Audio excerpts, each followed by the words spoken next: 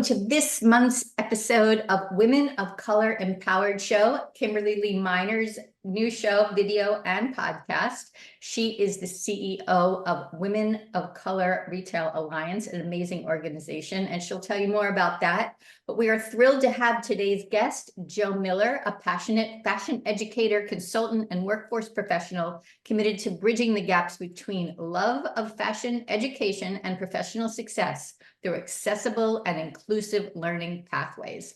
And Jo has an amazing story. I'm Hope Katz-Gibbs, producer of the show on the Incandescent Radio Network and Incandescent TV. I cannot wait to hear this conversation. Take it away, Kimberly. Thank you, Hope. Thank you so much. So I'm super excited for this conversation as well. I met Jo. We were on a panel together for Black Footwear Forum. And you know, everybody thinks they've got to overcome something in life or have an amazing story to tell. But as we introduced ourselves, I think I was just in awe, because I admire people who are transparent and want to share their stories, because I feel like we all grow when we hear other people's stories. But more importantly, I was just in awe of Jo as like probably one of the strongest women I have ever met. And her story, it has stuck with me. You know it has, because I've talked about her so much. I'm surprised her ears aren't ringing, because I talk about you a lot, Jo, because you inspired me.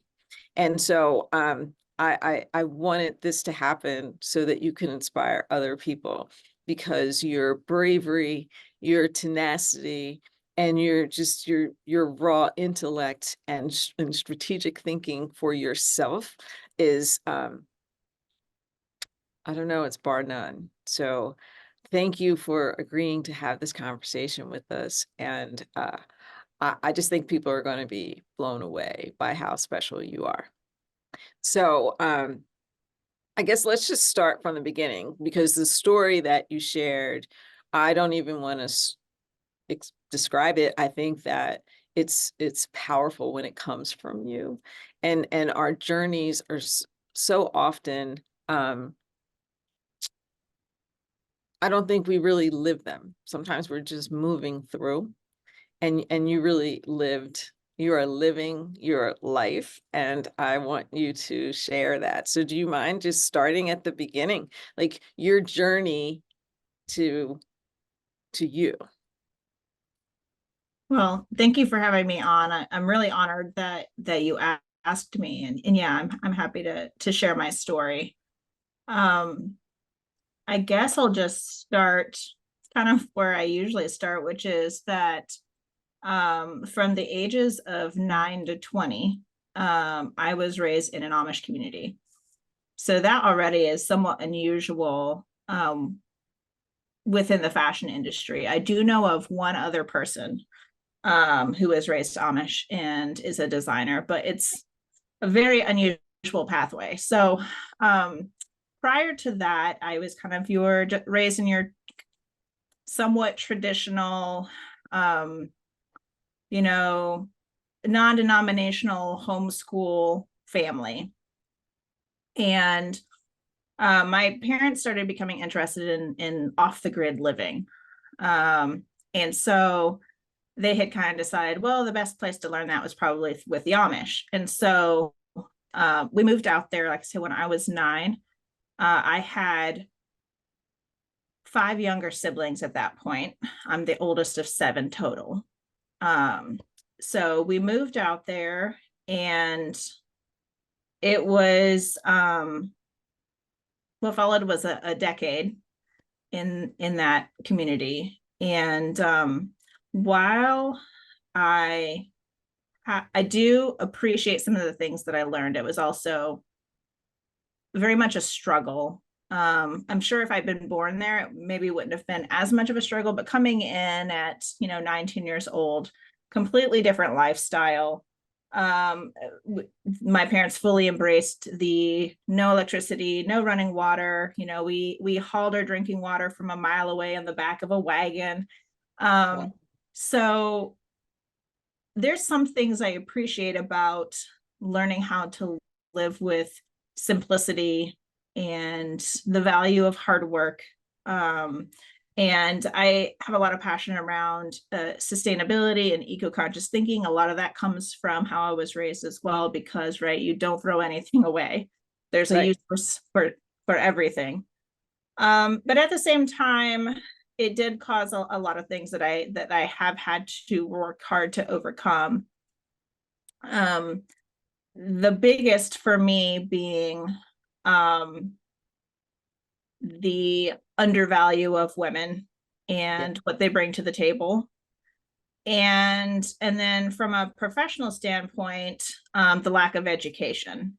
So within the Amish community, most Amish communities, I'm kind of generalizing here, but typically education only goes to 8th grade. And for men and women, or just for men and women. Okay. And even at that, it's they themselves teaching each other. So it's not necessarily a hardcore education. Right. And so I had been homeschooled most of my life, and then 8th grade I did attend their school. So I had a small taste of the classroom experience, but again, it was just, themselves teaching each other with some minor education on the part of the teacher. And so, yeah, my parents were like, oh, okay, like that's just when you're done. And I'm like, but I don't want to be done. Like, I have always really enjoyed learning new things. As I've gotten older, and within the past 5 years or so, I did get diagnosed with ADHD and autism. So that somewhat explains like my drive and my interest.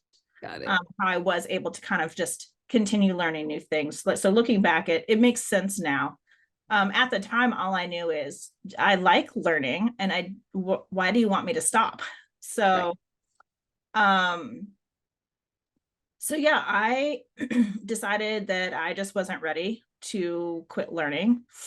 And again, we did have a vehicle, but just the one. And so my father would use that for work. And we lived 40 acres in the middle of the woods. So trying to figure out how to get that additional learning was difficult, because my parents refused to have anything to do with a public school system. Okay. And they kind of got to that 8th grade. Oh, you're done with 8th grade. Like, you're good. We're done with you now. So what was expected, Joe? What was expected for your next step after 8th grade? Then you start working on the land, or what does that look like? At least in my family, it was, now you're just helping on the property, you're doing whatever. Eventually you get married, you have kids. There was no real like big plan.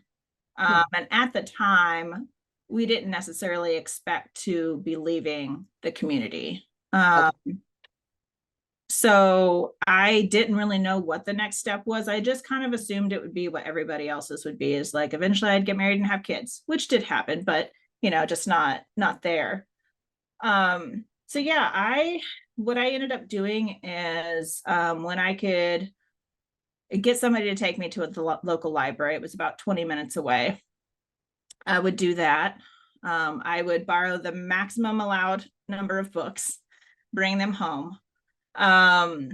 Occasionally, if I could get left at the library, I would sneak onto the computers and try and figure out how they worked. But it was a little confusing, so I mostly stuck to books. I did have some textbooks. So both of my parents did attend college, and they had kept some of their textbooks and brought them along. My dad loved books too. So he had retained some of the books that he had collected. So basically 9th to 12th grade, there was no supervised learning, but I was determined. I created my own schedule. I used whatever quizzes were in textbooks, and I did not allow myself to look at the answers until I was done. Looking back, I do kind of wonder how I was that disciplined at 14, 15, 16. But I was determined that I was going to do whatever I could in order to gain more information. You know, that's such an important thing to emphasize, because, you know, both you and I are educators, as you know, in addition to the other professional things we do. And I think we were talking about how young people, and I hate to like lump them together, but I would say a large percentage of young people, they don't want to read. Like, they don't want to do the extra work. And so that's why I think it's important to emphasize, you didn't have the opportunity to go to school beyond 8th grade, but you knew you needed to learn. And so you got books, you read, you challenged yourself, right? And so again, it's there by the grace of God, right? People take it for granted that education and all the things that go with it are granted to everyone. And then they don't use the gift they have of education. And I just think that's important. Like, that was one of the things that really stood out to me when we first met. Like, you understood the value. And Yeah, nobody had to tell you, like, you understood it. Yeah. I have a lot of conversations with my students because we do provide them with textbooks. And the number of times, I was just talking about this the other day, the number of times they'll be like, well, remember when the textbook where it says da da da da? And I'm like, yeah, we didn't read it. Right. I'm like, how do I emphasize the importance, at least in my mind, of not just reading, but reading and retaining, like comprehending? Because if you lose access to everything else, if, I don't know, all the electricity in the world goes out and you don't have access to anything else, you still have books and you can still learn. And so being able to read something, comprehend what it's trying to teach you, and then figuring out how to implement whatever it is you've then learned is, in my mind, a very vital skill in education and in life. Yeah, absolutely. So now you're going to the library, you're reading, and then you get to 20. What happens? So at 20, mostly my dad, again, this is not unusual by any means, but in Amish culture, right? The husband and the father is in charge, whatever decisions he makes, that's kind of what goes for the family. Well, he decided that he was not necessarily bored, but he wanted something different. I suspect, looking back, my dad had ADHD because he kind of bopped around to all kinds of stuff. Okay. So we stuck that out for a decade, and I think he was just ready for a change. I also have a feeling he was searching for something because he also kind of like popped around to different not religions, but different, at least different aspects of Christianity, the Amish being one of them. But yeah, he became more interested in Judaism. His mother refuses to talk about it, but we suspect that his mother's family is Jewish. Her last name's Cohen. It's kind of hard to be a Cohen and not be Jewish, but she was raised Southern Baptist. That's all she knew. Okay. Yeah, I know, unusual. But so he became kind of interested in that. And that's what actually led us from Tennessee to Ohio. Okay. Is somehow he ended up with a connection with somebody in Bexley. They're like, yeah, there's a great Jewish community up here. Come up and, you know, explore, talk to them.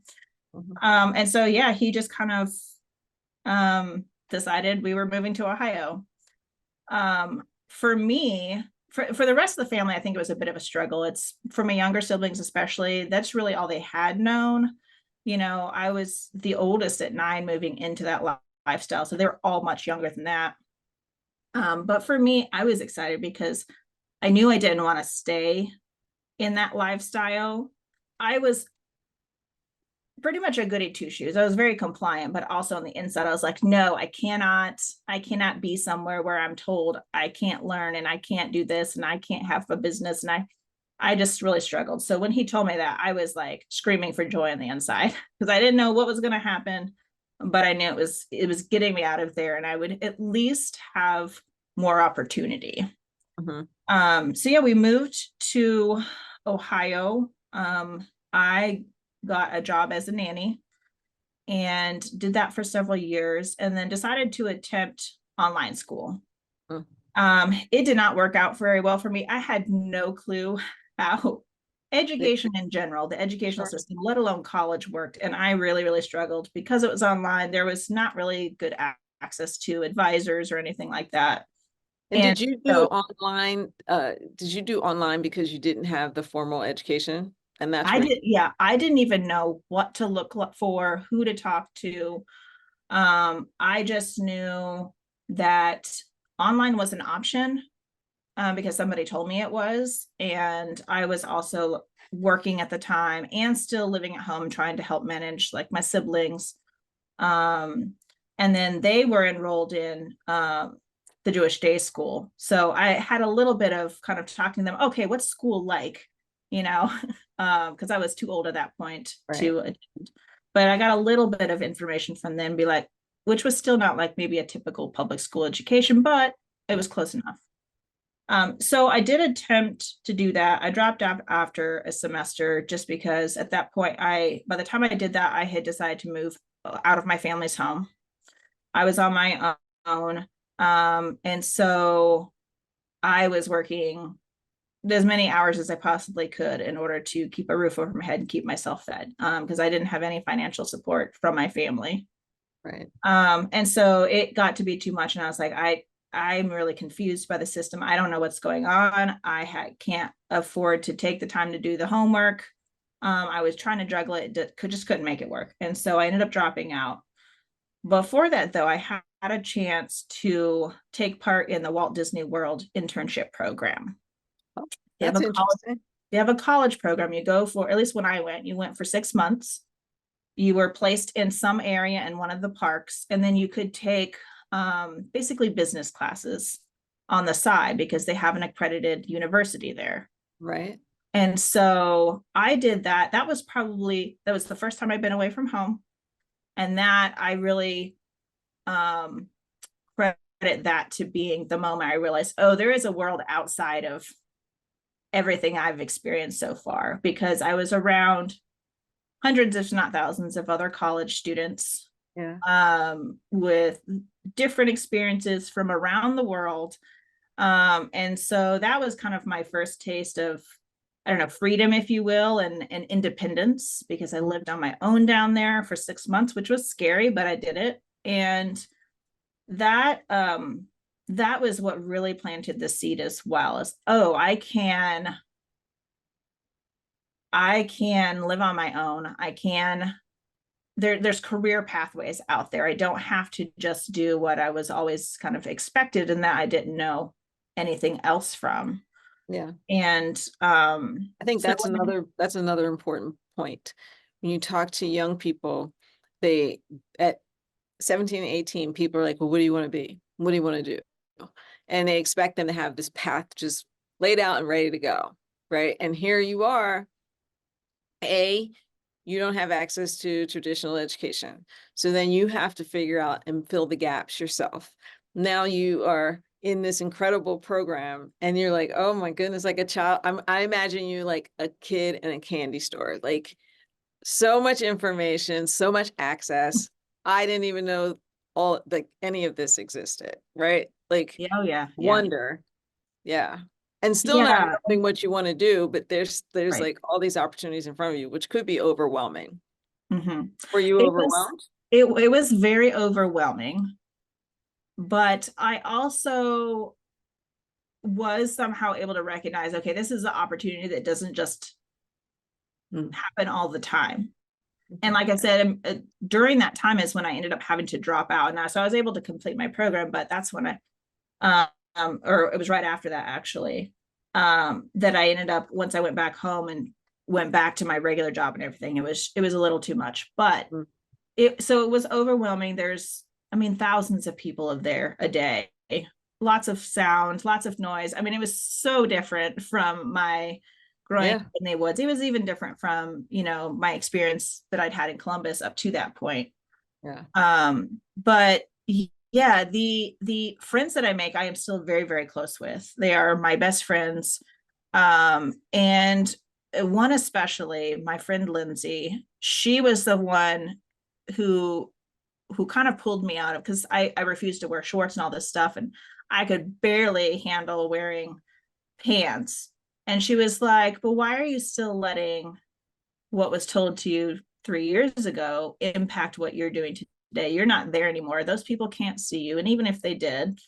So I was like, oh, that's an option. I can wear what I want. I can come up with my own outfits. I don't have to be restricted to 5 colors and 2 dress styles.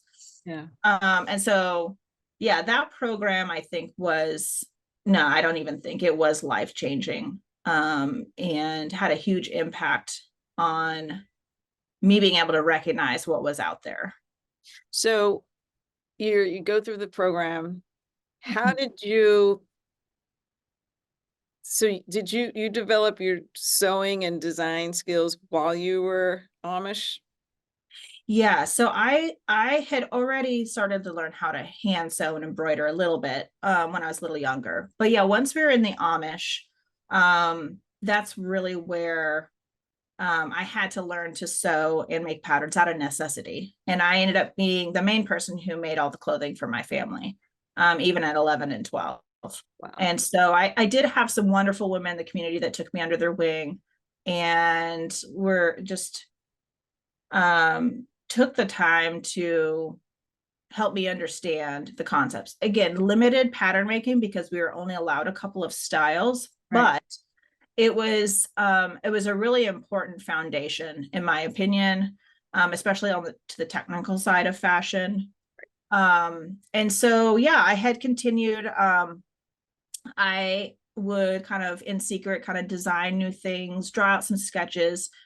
I didn't expect them to ever go anywhere simply because the Amish are not known for their love of fashion. So, yeah, I didn't necessarily think that would go anywhere, but I recognized that at least the coming up with the ideas like filled something in me, like or fulfilled something. Like I just felt it was fun. It was fun to do. It's the one thing that was in my brain that I could kind of get out on paper.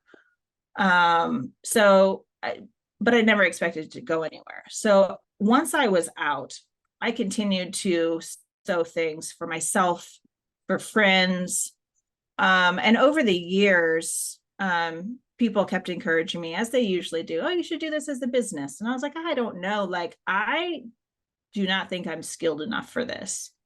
Until in Columbus, I started talking to more and more people who did work in the fashion industry, and they would look at my stuff and like, no, you know what you are doing. Right. I think you should consider this. And so, yeah, I kind of just continued doing a few things here and there, little cosplays, little dresses for, friends are having a bridal shower or something along that line. So you're playing it down. Probably. You're playing it down. Because you took that skill, much like at every step of your life, you have found a way to make it bigger, to move it forward. And you took that skill that you learned as a young girl, and you were so adept at it and so talented that you got a teaching job at a college. Now, this is a person with an 8th grade education, dropped out of college. So tell us about that, because you just graduated, and I think people need to know about what you're doing after that. So you took that talent that you are downplaying and you went to where? Yeah, so I continued I found out about YouTube and all these other different resources and kind of fell back on the skills that I learned as a kid and really started kind of teaching myself, looking for mentors, networking and everything.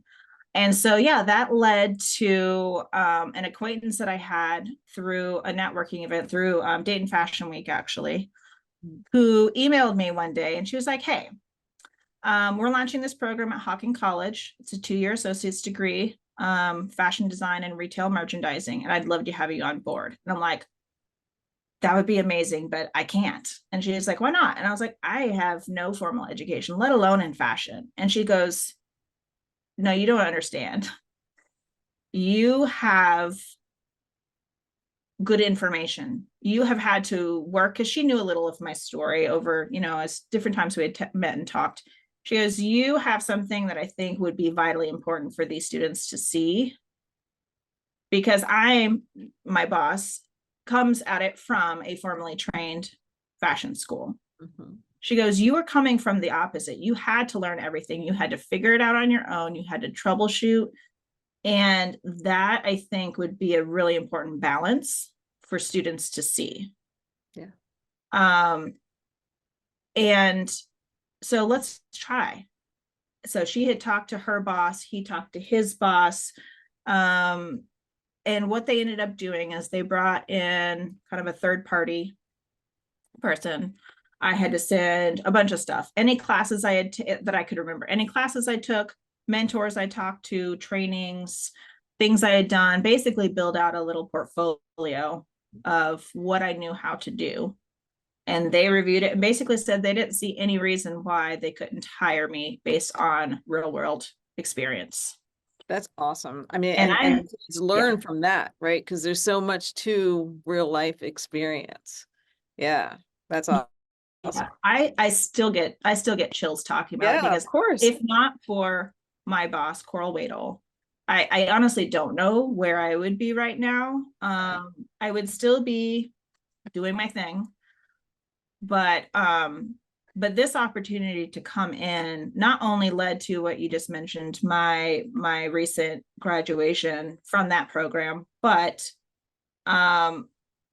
a reignited passion for sharing what I knew. Because I'd done it all through the years, little one-on-ones, little sewing lessons, knitting lessons. As part of when I did launch my own brand a few years ago, it kind of got derailed because of COVID. But through it, I launched an internship program where I mostly worked with students from OSU.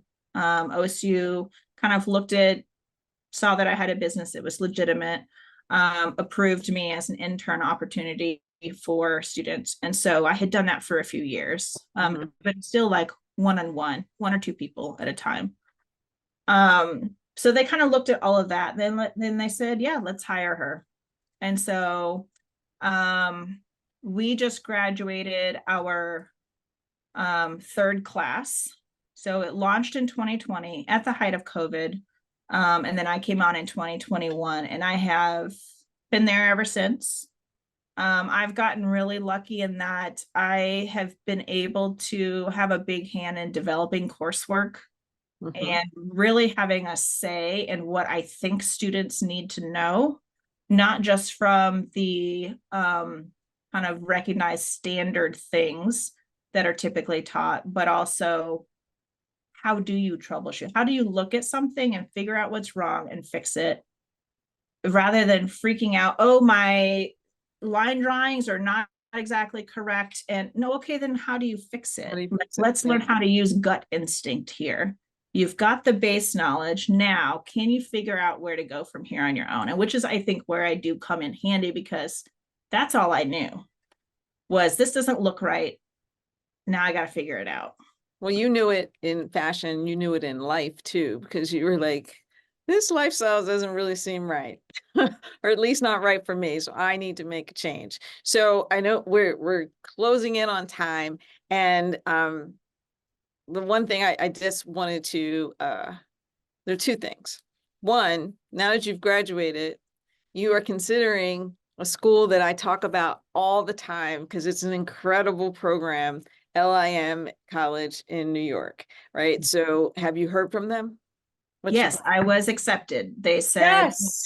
Yeah, I got the email a few days ago. They said that my transcript was exactly what they like to see, and offered me a position starting in September, and gave me a grant and some assistance with books and supplies, surprisingly, which I wasn't expecting. But yeah, I am very excited. I think my focus is going to continue to be growing my educational workforce skills, because I think this is now, from all this stuff that I've gone through, I think this is where I've landed is I think ideally where I need to be, because making an impact through my story and through my skills to kind of guide this next generation, I think is really important. I have strong opinions on many things within the industry and within education, having come to both of those from the outside, on how things I could see that need changed and that need done better or differently. The biggest being the issue with inclusivity. I think there's just an issue, and that's not just, you know, race or gender or culture based, but also looking at neurodivergence, looking at skills-based training, looking at people that don't have formal education but have real-world experience. I know there's more conversation happening about it, and there are some slow changes happening, but my hope is that by now having the opportunity to kind of further my own formal education a little bit, it'll give me a little more insight on how I can actually make more of an impact, and then come back and do things like what I'm doing with the Columbus Fashion Alliance right now with the workforce development program, and provide other options for students who maybe just don't have the option of going to a 4-year or even a 2-year school right now. What other options can we provide as fashion professionals? Because the industry needs it. The industry needs a fresh breath of air. I think Virgil Abloh actually had a huge impact on that, because he came in as somebody who did not have that formal experience, ended up as creative director at Louis Vuitton, and really pushed hard for skills-based hiring, because that was his experience. And I think him getting to where he did and being as open about it and as forceful about what he saw needing to change has made a lot of impact on the industry. So I'm hoping to be a small part of that myself, and provide these more accessible options and opportunities for students. Well, I appreciate that, and I appreciate you. And this conversation has been wonderful. And I have some takeaways. So one is, where you are is not where you start, right? There is a path to get there, and don't be afraid of all the twists and turns, right? Number two is, if you see something, say something and be a change maker. And number three is, your story is important, and you never know who can learn from your experiences. So be willing to share. Yeah. So, and if Joe, I can add to that really quickly, I would say too, to anybody listening, don't be afraid to let others learn from you, but also don't be afraid to learn from others. I think I mentioned this earlier in my little write-up for you, that I truly believe no opportunity is too small. You can't turn up your nose, because you don't know what that thing might eventually lead to. And so if something comes your way, be wise about it. Don't just jump at every opportunity. Be wise about it and think it through, but don't turn your nose up at it because you think it's not good enough for you yet, because that could lead to something later on down the road. And everything that's on your resume is there for a reason. You'll see that later on down in life, even if you don't see it in the moment. Everything that you learn for a reason and can be applied in some way. Perfect. Thank you. Thank you, Joe Miller. Thank you for your time. Thank you for your wisdom. And I'm Kimberly Minor, and this has been fantastic. So, empowered women empower women. Really amazing. I understand why she was so inspirational to you, Kimberly. So thank you, Joe, for being part of this series, and best of luck to you. I have a bunch of magazines that I would love to feature you and Kimberly together, because I think your wisdom, insight, and inspiration will impact so many people. Like, don't give up is my biggest takeaway. Keep going, right? So fantastic. Audience, you are listening and watching the Women of Color Empowered Show. With host Kimberly Lee Minor, I'm Hope Katz-Gibbs, producer of the show on Incandescent Radio and Incandescent TV. Please stay tuned for more from Jo Miller, because we know that she is going to do remarkable things and inspire generations. Yeah. Thank you all. Thank you, Kimberly. Thank you, Joe. Best of luck to you. We'll talk to you all next month on the Women of Color Empowered Show. Thank you. Fantastic.